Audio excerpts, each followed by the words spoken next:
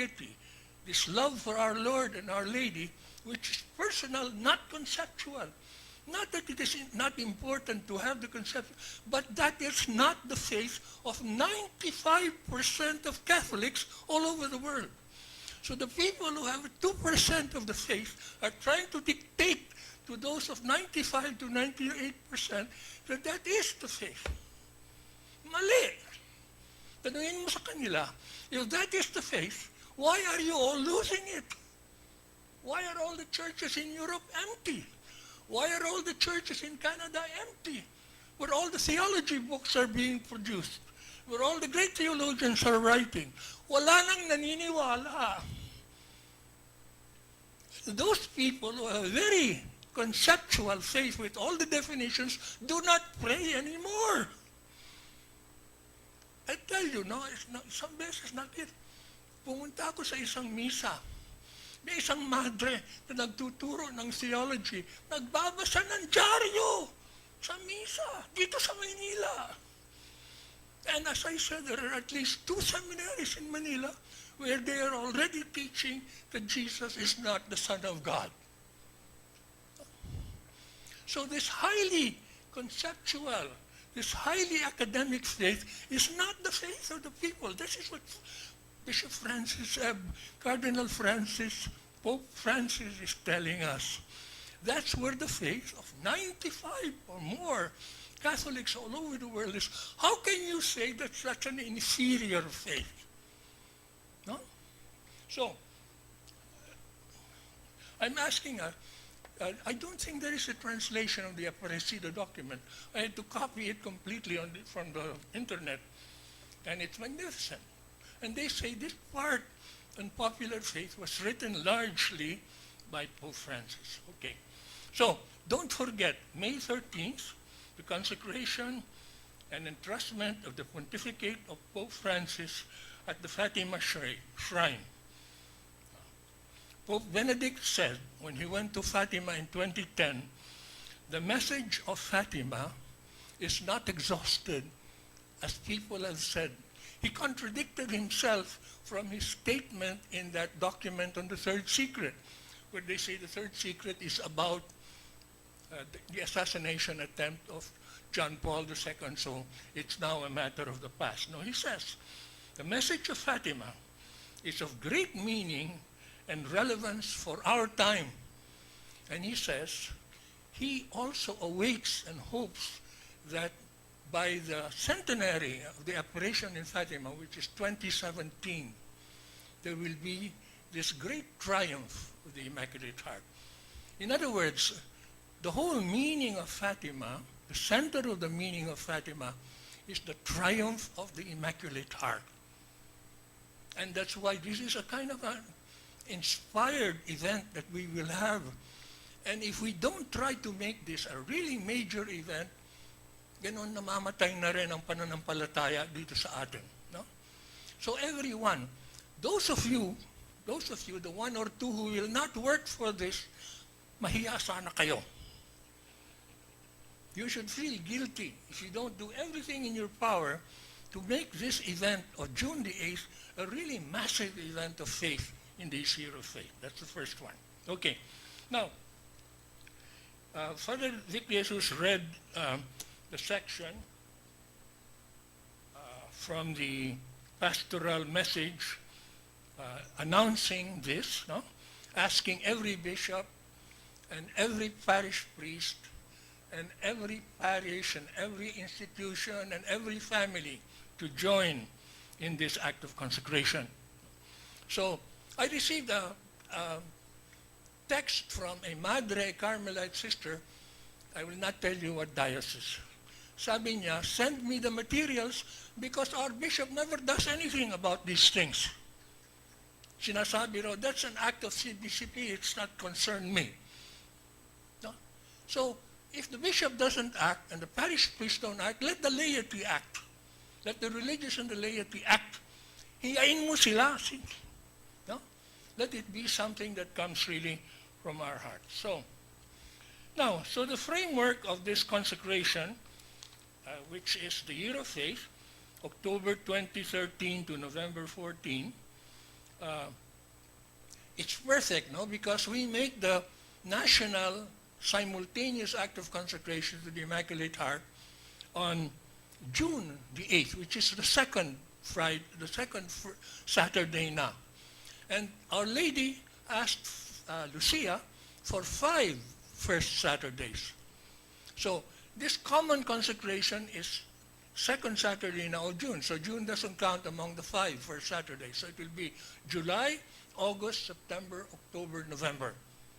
Maybe the bishops will have a second great day in the first Saturday of November to close this 5 months, 6 months of consecration to the Immaculate Heart. All right. Now, just to say briefly, what do the bishops say that we must do? In the pastoral exhortation, they tell us that first, we have this great day of June the 8th, and then after that, it will be the Mass, and also that includes the Mass and Communion of Reparation on the first Saturday of each month. So July, August, September, October, November. First Saturday. And prayer and penance in our daily lives. No? That's the great message of Fatima, and Pope Benedict kept saying. That's the center of what we are to do according to Fatima. Prayer and penance in our daily lives. So we offer our daily lives through prayer and penance, no? In union with the Immaculate Heart of Mary. As much as possible, the daily recitation of the Rosary. Because Our Lady asked for this daily recitation of the Rosary, if at all possible, and she told Lucia of Fatima, which Lucia again repeated over and over again. She says there is absolutely nothing that the prayer of the Rosary cannot obtain. Maniwala kayo o hindi. Lucia of Fatima kept saying this over and over again because Our Lady told it to her. There is nothing, absolutely nothing, that the prayer of the Rosary, which is offered with great devotion, cannot obtain. You notice in that EWTN interview, Pope Francis says, we must pray. And he says, prayer is adoration, first of all, no. But he says, no, I'm not excluding petition. He says the Catholic must be a beggar. We constantly beg things from God, and it's good when we beg things. Itong mga high theologians saying, no, don't ask for things, no. Because prayer is too high. No, he says, no. He says, El Católico debe ser un mendicante. We must constantly beg for things because it shows that we depend completely on the Lord, no? So don't be afraid to ask, no? Don't be afraid to ask for little things. In the Family Rosary Crusade of Father Peyton, there was a story that they ran over and over again, where a man was looking for a wife. Tumatanda na siya. And the woman was looking for a husband. Tumatanda na siya. And one day they were going up the stairs, they ran into each other, and the woman fell. And the two of them became. Hiningi nila ito sa Diyos. What a small favor for God to waste time on. And they've been married when they were shown on television for about 30 years now. Very, very happy. So the Pope says, don't be afraid to ask. Don't think that that's small. No? The great theologians say, don't lower prayer by asking. And sabi niya, no, be a beggar. Show God that you really depend on Him. But adore. Adore. That's important. We have to show God. We have to let the greatness of God enter into us. No? Okay. So, that's what the bishops ask us to do. And then there are specific pastoral activities and programs that are also being recommended to us. Now, this painting was made by Father Armantangi, the Paulinian father, here in Makati. And in Europe, in many of the countries in Europe, this is what they call the Schutzmantel Madonna, Our Lady with a mantle of protection is present in their churches, paintings in their houses, and so on. Here in the Philippines, it's not so well known, no? So this is one of the first efforts to make a Filipino Schutzmantel Madonna. It's Our Lady dressed in Filipino garments, no? She's holding the little child in her arms. Most of the European Schutzmantel Madonnas do not have the child. But here, the child Jesus is there holding the rosary, showing it to be made. And Our Lady's Immaculate Heart is very visible, and the Sacred Heart of Jesus is very visible. And there are representatives of the laity, of the religious, of the indigenous peoples, of all kinds of society under the mantle of the Blessed Virgin. In the document of Aparecida, that's the name of the document of the Latin American bishops in the year 2007. Aparecida is a town in Brazil, no? Which has probably the biggest Catholic church in the world. 45,000 people can enter into the church in Aparecida. And Benedict XVI held there the meeting of the Latin American bishops. In the document of Aparecida, it's a very strong affirmation that it is the Blessed Mother who brings the gift of communion of her Son and becomes a force of unity for the people. You know, before the EDSA revolution, there were all kinds of groups trying to make a united front against the dictatorship. When it finally happened, it was the Blessed Mother who did it. She was the one who gathered the forces of peace for a peaceful overthrow of the dictatorship. So even in social and political events, the Blessed Mother can enter in if it is part of the good of humanity, the good of a people, and the future work of the Church.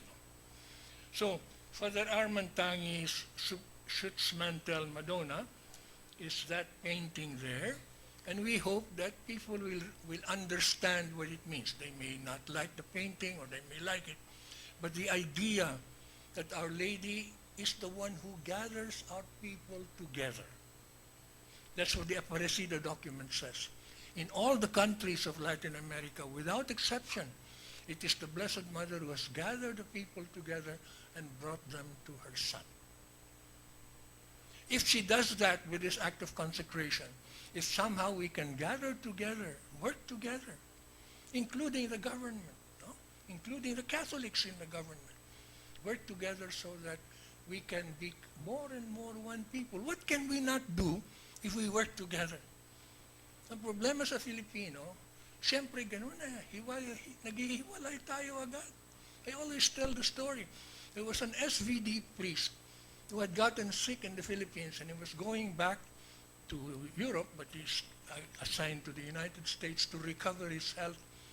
He spent about 4 months first in Bangkok before he went to the States. And since he came from the Philippines, he gathered the Filipinos and formed a Catholic group. Huh? Then he went to Bangkok, to Washington, D.C., and then went back to Germany. And he came back 4 years later, coming back to the Philippines. The group that he had founded 4 years ago was now 5 groups. Because every Filipino group, there is one leader who wants to be boss. Becomes the datu. So it breaks up into, and this is what you're asking, no? That we become one people. That instead of fighting one another, instead of the church fighting the government fighting the church, let's find ways of working together for the good of our people and for the glory of God. So that's the point here. So in the purpose, what is the purpose of this common consecration? It's on the page 11 of the booklet. It's a reaffirmation that the Philippines is Pueblo Amante de Maria. Huh? Pope John Paul said that when he was here. Christianity is a phenomenon, and one of the marks of that phenomenon is that it's a